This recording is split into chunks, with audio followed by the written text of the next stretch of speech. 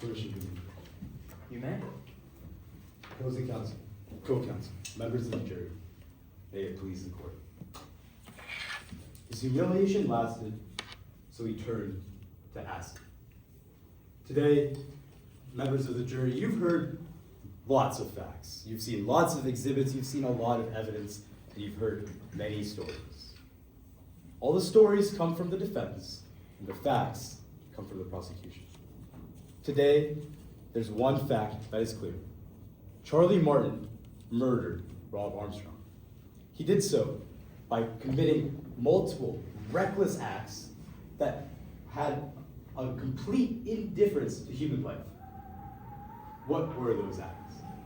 First of all, he recklessly took all of the weight out of his backpack and added it to the backpack of Rob Armstrong during the most grueling challenge of the season. That was elicited by many defense witnesses.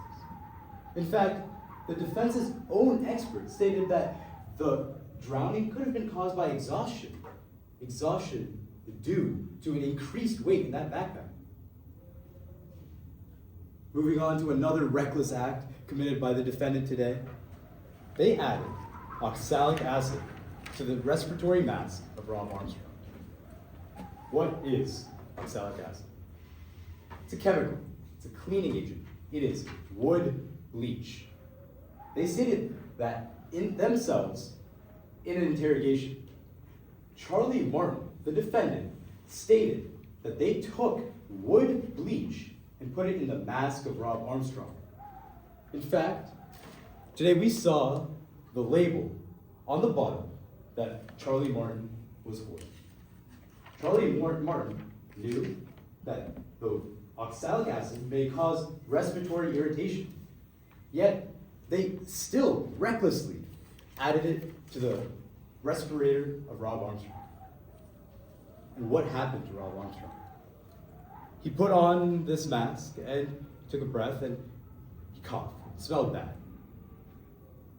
And the defense states that because he coughed and it smelled bad, he had to withdraw himself from that challenge. They state that he had a duty to protect himself.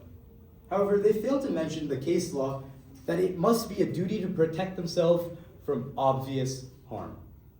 Your Honor, members of the jury, bad smelling air is not obvious harm. There was no way Rob Armstrong could have known that there was oxalic acid in his mask. So he continued. In the pursuit of $1 million, he continued to dive into the water with this mask. And he started struggling. He got disoriented, and he was confused. In fact, the defense's own witness stated that he was lacking oxygen in his brain. He was disoriented and confused. Why? Because of the oxalic acid. There was no way Rob Armstrong, being that confused, being that disoriented, could have done this. He could not have made a cross. He could not have made an X on his torso. They stated that there were safety briefings, and that's how he knew how to make this X. However, Rob Armstrong is not a Navy SEAL. He's not a trained individual. No, he's a common man. He's a dad, loving husband, who just wanted to win. When he's under the water and he's struggling to breathe, he can't think about making an X because he can't think at all. He has no idea where he is. He has no idea what to do. And that is what Charlie Martin wanted. They wanted their humiliation to go away. They wanted to feel like they were on top of the world because of what Rob Armstrong did to them 5 years ago. 5 years ago, Charlie Martin was humiliated on national television. And that humiliation lasted. So he turned to the oxalic acid. Today, the prosecution must prove beyond a reasonable doubt that Charlie Martin murdered Rob Armstrong. And I stand here today to tell you that that is in fact true. Beyond a reasonable doubt, Charlie Martin murdered Rob Armstrong. Today, we called 3 witnesses to show you that. First, we called Mr. Riley K. Mr. Riley K showed how Mr. Martin was humiliated, how he really wanted to get revenge for Rob Armstrong's actions. He actually had text messages showing that Charlie Martin was seeking chemical cleaning supplies, deoxylic acid. Mr. Riley Kay even said that he was not aware that Charlie Martin increased the weight in Rob Armstrong's backpack. They agreed on a 10-pound sabotage, a mere 5-pound increase. However, Charlie Martin went against the agreement and added 15 extra pounds to Rob Armstrong's backpack. Then we heard from Dr. Hartley. Dr. Hartley stated that there was oxalic acid found in the blood of Rob Armstrong. Yes, there might have been other causes of death.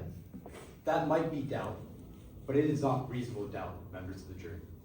Because there is a fact, the fact that oxalic acid was found in the blood, an undeniable truth. Therefore, there is no reasonable doubt to say that another thing could have killed Rob Armstrong. And lastly, we called Investigator Rivera to the stand. Investigator Rivera stated that they saw Charlie Martin tampering with the diving equipment of Rob Armstrong. In fact, they said that Charlie Martin admitted in an interrogation that they added the extra weight to Rob Armstrong's backpack, and they added the oxalic acid to the mask of Rob Armstrong. His humiliation lasted, so he turned to acid. Thank you. Thank you, Counselor. How much time do we have left for rebuttal? A minute. Exactly. Yeah. Yeah, a minute left. Yeah. Cool. Defense. Yes, Your Honor. May I set up a demonstrative of the well? Go for it.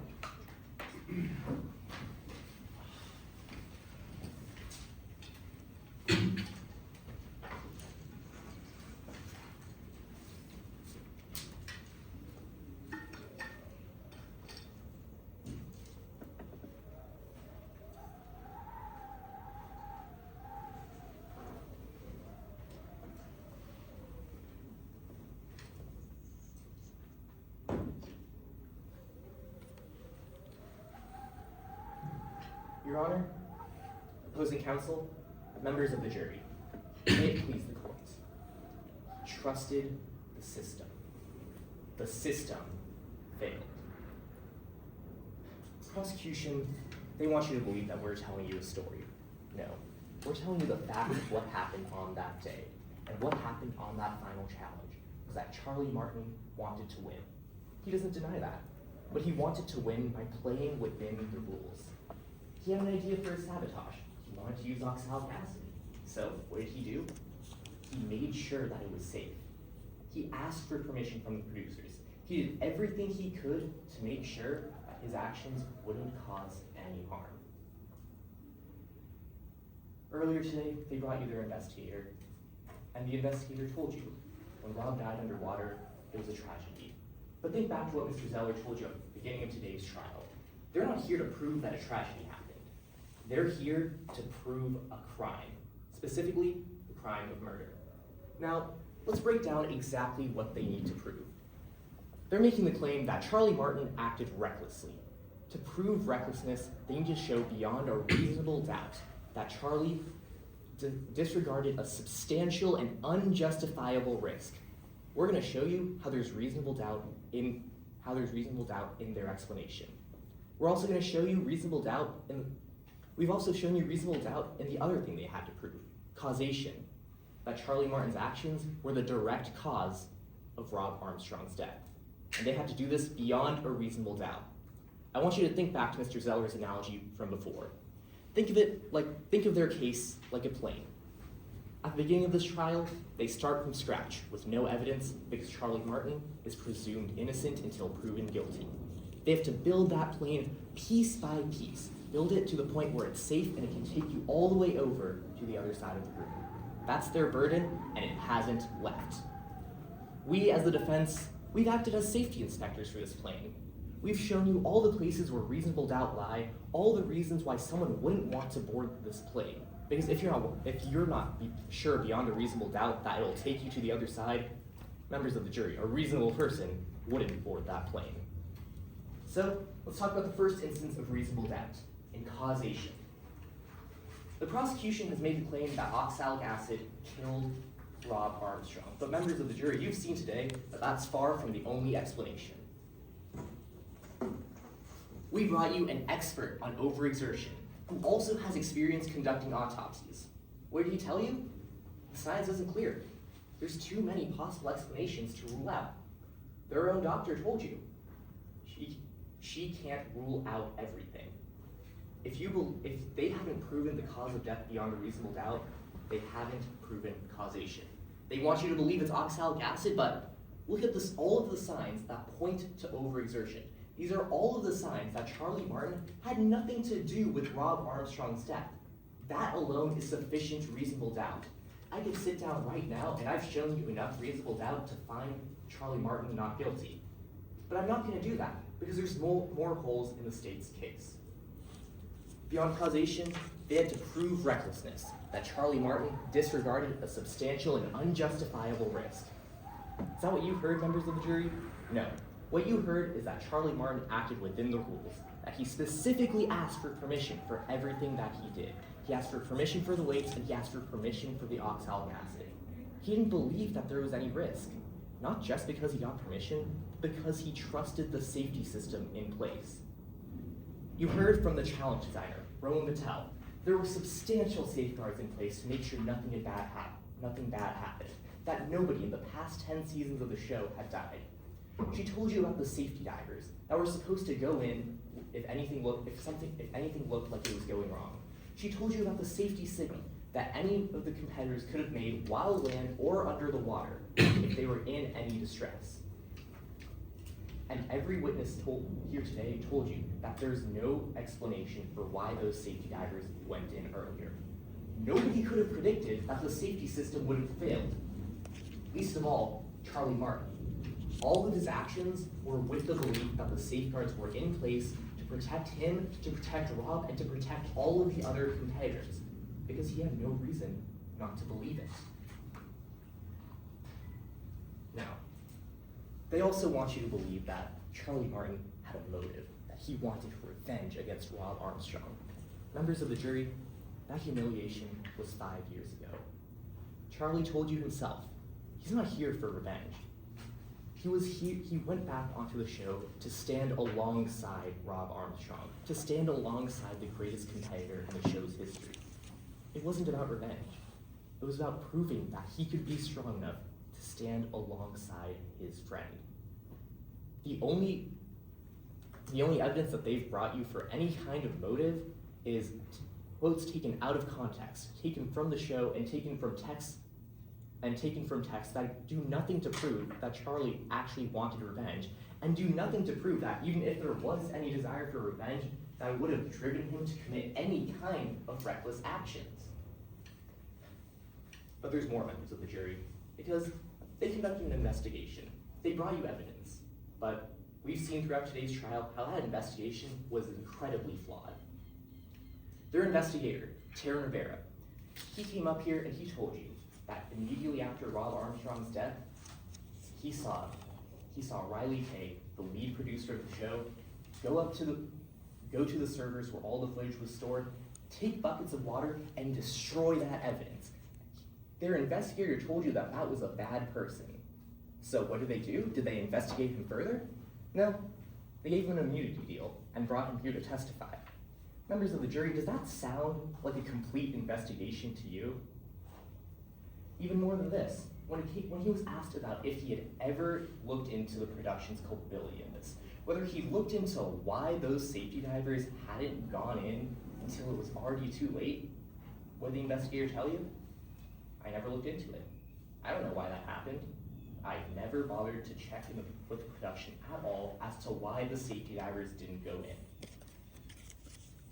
Members of the jury, that 10-minute gap between when something was clearly wrong with Rob Armstrong and between when the safety divers went in to save him, There's your reasonable doubt.